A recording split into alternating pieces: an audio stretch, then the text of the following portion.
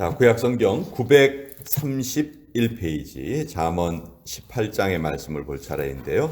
잠언서 18장 20절과 21절의 말씀입니다.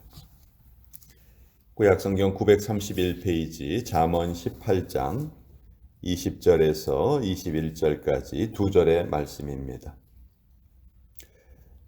자, 찾으셨으면 우리 하나님의 말씀을 같이 읽겠습니다. 시작. 사람은 입에서 나오는 열매로 말미암아 배부르게 되나니 곧 그의 입술에서 나는 것으로 말미암아 만족하게 되느니라. 죽고 사는 것이 혀의 힘에 달렸나니 혀를 쓰기 좋아하는 자는 혀의 열매를 먹으리라. 하나님의 말씀입니다. 아멘. 잠언서에는 우리 말의 중요성이 계속해서 강조가 되어 있습니다. 오늘 21절에 죽고 사는 것이 혀의 힘에 달렸다, 이런 구절이 있고, 또 사람은 입에서 나오는 열매로 배가 부르게 되나니, 그런 말도 있습니다. 자, 내 입의 말로 내가 얽혔으며 내 입의 말로 인하여 잡히게 되었느니라, 이런 구절도 있죠. 여러분, 야곱에게 4명의 아내가 있었어요. 근데 그 4명의 아내 중에 제일 사랑했던 아내가 라헬이죠.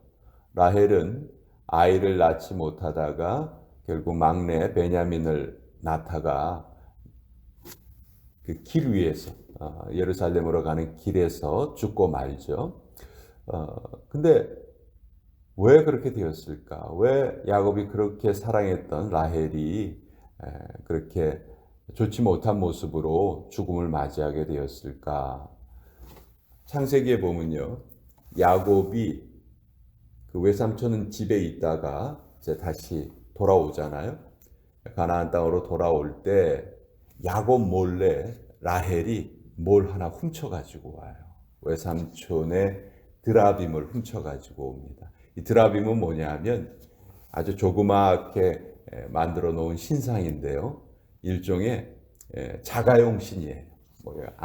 아무 곳이나 들고 다닐 수 있고 아무 곳이나 가서 그거 세워놓고 절을 하고 하는 그런 것을 이제 드라빔이라고 하는데, 그것을 외삼촌 몰래 훔쳐왔어요. 나중에 외삼촌이 그걸 알고 쫓아오죠. 쫓아와서 그것을 막 찾으려고 하니까 야곱은 라헬이 그걸 훔쳐온 걸 몰랐어요. 그래서 야곱이 그때 뭐라고 얘기하냐면, 누구든지 외삼촌의 것을 훔쳐온 사람이 있으면 그는 살지 못할 것입니다. 죽을 것입니다. 그렇게 말을 뱉어요. 그리고 그 결과 라헬은 둘째 아들을 낳다가 이렇게 어렵게 죽고 말이죠.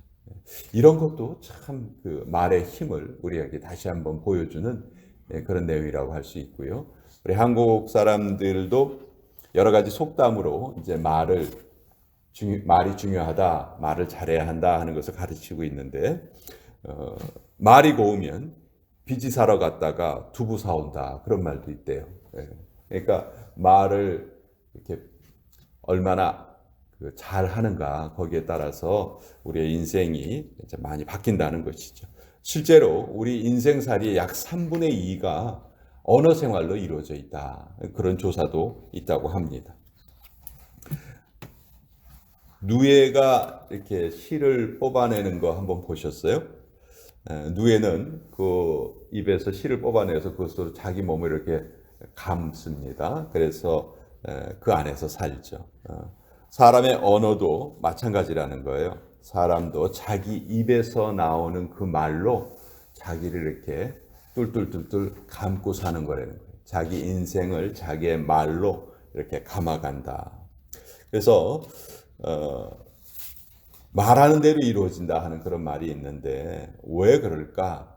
내가 하는 말을 내 의식이 계속해서 받아들이기 때문에 결국 내가 하는 말에 의해서 내 인생이 결정된다 하는 것입니다. 그래서 우리 하나님의 성도들은 이 세상 사람들과 똑같은 말을 해야 되는 것이 아니고 다른 말을 해야 됩니다. 무엇보다도 우리가 하나님의 백성이라면 우리에게 가장 중요한 말은 믿음의 말입니다. 우리는 평소에 믿음의 말을 할 수 있어야 한다. 하나님께서는 우리가 기도하는 것만 들으시는 것이 아니고요. 평상시에 우리가 무슨 말을 하는지 그걸 다 듣고 계시기 때문이죠. 그래서 특별히 우리의 믿음을 입으로 고백하는 것이 중요하다 하는 것이 로마서 10장 10절에 사람이 마음으로 믿어 의에 이르고 입으로 시인하여 구원에 이르느니라. 아주 유명한 구절이 있죠. 그래서 늘 우리는 나는 구원받은 하나님의 자녀입니다. 이것은 우리의 마음속에 생각하는 것은 물론이고 기회 있을 때마다 이것을 말로 확증을 해야 합니다. 나는 구원받은 하나님의 자녀입니다. 내가 내 자신에게 스스로 그렇게 확신을 주는 말을 할 수도 있고 또 내가 어느 순간에도 내가 하나님의 자녀라는 것을 드러낼 수가 있어야 되겠죠. 그래서 수십 년 교회 생활을 해도 언어 생활이 그 믿음과 일치하지 않을 때 그 믿음의 능력이 제대로 나타나지 않는 것을 보게 되죠. 또 믿음의 말과 더불어 우리는 긍정적인 말을 자주 해야 합니다. 출애굽을 한 장정의 숫자가 60만 명이었다. 성경이 말해요. 그렇지만 그 60만 명 중에서 가나안 땅에 실제로 들어갔던 사람은 2명에 불과하죠. 왜 그랬습니까? 나머지 사람들은 다 불평하고 원망을 했기 때문에 차라리 애굽에서 죽었으면 좋았겠다. 이 광야에서 우리가 죽으면 좋겠다. 그랬더니 하나님께서 너희가 하는 말이 내 귀에 들린 대로 내가 그대로 시행하겠다. 그래서 결국 우린 여기서 죽을 거야. 우린 못 들어갈 거야. 실제로 그 사람들은 다 못 들어갔어요. 여호수아와 갈렙만이 저 땅은 하나님께서 우리에게 주신 땅이니 우리가 믿음으로 정복해야 한다. 그 두 사람만 들어갈 수가 있었던 거죠. 그래서 긍정적인 말을 하는 것이 우리의 인생에 참 너무도 중요하다. 부정적인 마음을 가지고 있는 사람은요, 예쁜 장미꽃을 보아도 아유, 꽃은 좋은데 가시가 있어서 틀렸어. 이런 식으로 안 좋은 것부터 생각을 하고요. 국화꽃이 아주 흐트러지게 잘 핀 것을 보면 아유, 꽃은 탐스러운데 냄새가 없어. 냄새가 안 나. 이런 식으로 좋은 모습보다는 나쁜 것을 강조하려고 해요. 우린 정반대로 살아야 합니다. 이 세상에 좋은 것만 100% 있는 그런 것은 별로 없어요. 다 섞여 있습니다. 그렇지만 어느 것에 우리가 강조점을 두는가 거기에 따라서 우리의 그 마음이 결정이 되는 거죠. 우리는 부정적인 것보다는 긍정적인 것에 초점을 맞추고 긍정적인 말을 하면서 살아가야 한다. 그런 모습을 하나님이 늘 이렇게 우리를 지켜보고 계시는 거예요. 그래서 우리가 말한 대로 그대로 이루어지게 하신다. 우리는 진실한 말을 해야 하는데요. 아무리 말을 잘해도요. 거짓말을 잘하는 사람은 그 사람이 청산유수로 말을 잘해도 그 말이 힘을 가질 수가 없지요. 왜냐하면 성경은 거짓의 아비가 누구라고 말씀합니까? 마귀다. 마귀는 거짓의 아비다. 하나님은 진실하신 분이다 말씀을 해요. 그래서 우리는 늘 진실한 말을 하도록 애를 써야 합니다. 근데 간혹 성경에 보면요. 하나님이 거짓말을 인정하시는 경우가 몇몇 경우가 있어요. 모세가 태어났을 때 그 애굽의 바로 왕이 히브리 산파들에게 어떻게 말했어요? 사내 아이는 다 죽이고 여자아이만 살려라. 근데 히브리 산파들이 그렇게 하지 않았죠. 그렇게 하지 않고 아이들을 살렸습니다. 어떻게 하면 거짓말을 한 것 같아요. 또 기생 라합이 그 정탐꾼 두 사람을 숨겨줍니다. 자기 집에 숨었는데 저 길로 갔습니다. 거짓말을 해서 그 두 사람을 살려요. 자, 진실함을 늘 진실하기를 원하시는 하나님께서 이러한 사건은 왜 일어나게 하셨고 또 이러한 사건을 왜 인정을 해주셨나. 기생 라합은 이렇게 거짓말을 했지만 나중에 여리고성이 함락이 될 때 라합의 가족은 다 목숨을 구하거든요. 거짓말을 했는데 목숨을 구했어요. 이것은 좀 모순되는 거 아닌가? 진실을 좋아하시는 하나님이 왜 이것을 인정을 하셨는가? 여기에 보면요, 중요한 원리가 있는데 그 거짓말을 왜 했는가 하는 거예요. 자기의 유익을 위해서 거짓말을 한 것이 아니고 타인의 생명을 살리기 위해서 거짓말을 했다는 것이죠. 그런 아주 특별한 경우에는 거짓말이 용납되는 경우도 있습니다. 그렇지만 대부분의 경우는 거짓말을 하는 경우가 사람들이 자기의 유익을 구하기 위해서 거짓말을 하는 경우가 대부분이에요. 그런 거짓말은 결코 하나님이 인정하지 않으신다는 것. 그래서 우리는 늘 진실된 말을 하도록 애를 써야 한다는 것이죠. 또 우리의 입술에서 떨어지지 말아야 되는 말이 바로 감사의 말이죠. 감사의 말. 말이 우리의 행복과 불행을 좌우한다고 믿는다면 우리의 입술에서는 불평보다는 감사의 말이 늘 앞서야 합니다.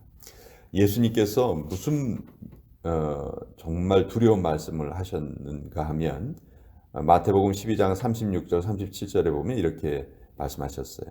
사람이 무슨 무익한 말을 하든지 심판날에 이에 대하여 신문을 받으리니 내 말로 의롭다함을 받고 내 말로 정죄함을 받으리라. 그러니까 우리가 하는 말이 정말 소중하다 하는 거예요. 오늘도 우리는 여러분이나 저나 많은 말을 할 거예요. 근데 우리가 어떤 말을 하는지 별 의식 없이 살아가다 보면요, 습관적으로 내가 그동안 계속 해왔던 말이 나도 모르는 사이에 내 입에서 나와요. 그래서 이것은 뭘 말하냐면 우리가 이러이러한 말을 해야 된다고 제가 말씀을 드렸는데 이것이 저절로 이루어지지는 않는다는 것이죠. 그래서 반드시 이것에 대한 훈련을 받아야 돼요. 무엇보다도 우리의 입술을 늘 하나님 앞에 내어드리는 훈련을 해야 합니다. 우리가 하루를 시작을 하면서 많은 기도를 하나님 앞에 드리는데 그 중에 빠지지 말아야 될 기도가 하나님, 오늘도 제 입술에 파수꾼을 세워주시고 제 혀를 주장하여 주시고 제가 하는 말이 하나님께 기쁨을 드리는 말을 할 수 있게 하여 주옵소서. 과연 우리가 이 기도를 매일매일 빠지지 않고 하고 있는가? 이것은 반드시 드려져야 되는 기도의 제목이다. 이런 훈련이 우리에게 계속 쌓아져야 된다는 것이죠. 무엇보다도 지혜로운 말을 하는 비결 중에 가장 으뜸되는 비결은 우리의 마음속에 하나님의 말씀을 담아두는 것입니다. 내 마음속에 하나님의 말씀이 담겨 있을 때에는 나쁜 말이 나오지를 않아요. 또 나쁜 말이 나왔다 할지라도 즉시 내가 알아차릴 수가 있어요. 근데 내 마음속에 하나님의 말씀이 희미하면요, 정말 내 입에서 깜짝 놀랄 만한 그런 말들이 나올 수가 있는 것이죠. 그래서 오늘 이 말씀에 보면은 죽고 사는 것이 혀의 힘에 달렸다. 여러분, 이거보다 더 중요한 말씀이 어디 있겠어요? 우리가 죽고 사는 것이 무엇에 달려 있냐? 혀의 힘에 달려 있다. 그러니까 이 혀를 잘 사용하는 것이 너무너무 중요하다는 거예요. 그래서 우리는 말하는데 반드시 훈련을 받아야 한다는 것을 꼭 기억해야 됩니다. 오늘도 내가 말하는 것을 내 스스로 훈련시키지 않으면요, 그 누구도 내 말하는 것을 훈련시켜 줄 수 없어요. 그래서 늘 감사의 말, 진실한 말, 긍정적인 말, 그리고 또 믿음의 말, 이런 것들이 우리 성도가 해야 되는 말이다. 한번 잘 생각해 보세요. 나는 어떤 말을 주로 많이 하는가? 그 내가 잘하는 말이 과연 믿음의 말이고 감사의 말이고 긍정적인 말인지 진실한 말인지 늘 이런 것을 우리가 생각하고 언어 생활에 있어서 훈련받아야 된다. 그 언어 생활의 훈련을 받으면요, 우리 주변에 있는 사람들이 우리 때문에 복을 받습니다. 내 자신이 복을 받는 것은 물론이고 주변 사람들에게도 복을 끼치는 가장 지혜로운 방법이 우리의 말을 주의해서 하는 것이다. 오늘 이 말씀을 여러분과 같이 나누어 보았습니다.